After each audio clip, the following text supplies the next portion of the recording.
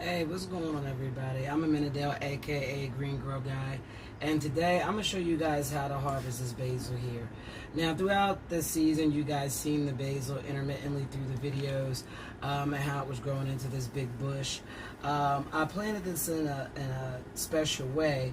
I actually mixed the basil together, so it's Italian basil. It's half Italian basil and half sweet basil. So when I grind this down, because this is actually going to be used as a spice, so when I grind this down, it's going to be like a basil medley. You know what I'm saying? Yeah. You know, you gotta urban farm it up. You know what I'm saying? So we're gonna have a little basil medley. All right. So what I'm gonna do is I'm gonna show you guys the beginning process. The first step for sure is dry it out. And the only thing I did, honestly, man, this smells great. Don't it smell so good? At least even though it's dry. Delicious. Oh my Even though it's just dry, as soon as I'm touching it, it's just like the smell is popping out of this thing. All right, so I'm hyped. I'm hyped, y'all. I'm hyped. All right. Anyway, the very first step to this is stop watering it naturally. You know what I mean? If you're going to use it as a spice, like I am today. So I stopped watering it. I let it dry out. Let it get like this because we're going to, later on, you're going to see the process. We just hydrate this. So I like to give it this natural dry like this for a few days because I like to keep as much of the flavor as I can. And I did notice when you do it this way and then you only put it in a hydrator for maybe like a few minutes to continue drying it, you're actually able to lock in a lot of the flavor still.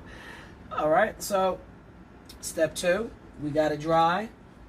You know, she's looking wilted, she's looking good. Now don't be shy about this basil when you cutting it up and out. All right, go right down to the bottom of this thing and cut it right out. All right. Oh my goodness, that basil smells delicious. Doesn't it smell good? Doesn't it? I wish you guys could smell it, cause it smells good. I know it's good. Basil medley, urban farming, basil medley. And now, when you do this, does it regrow? In certain instances, it does regrow. This is late in the season for me, so this is the last harvest that I'm gonna give it. Actually, in my indoor garden that I keep talking about through these videos because we're doing the transition from summer to fall right now, there's already some new basil planted down. Yes, if I just clean this out, put some fresh soil on top, water it, the basil will grow back, guys. All right, that's what I wanted to know. So that's what we should try doing and I showing could definitely try to do it and show it to everybody. That's not a big issue.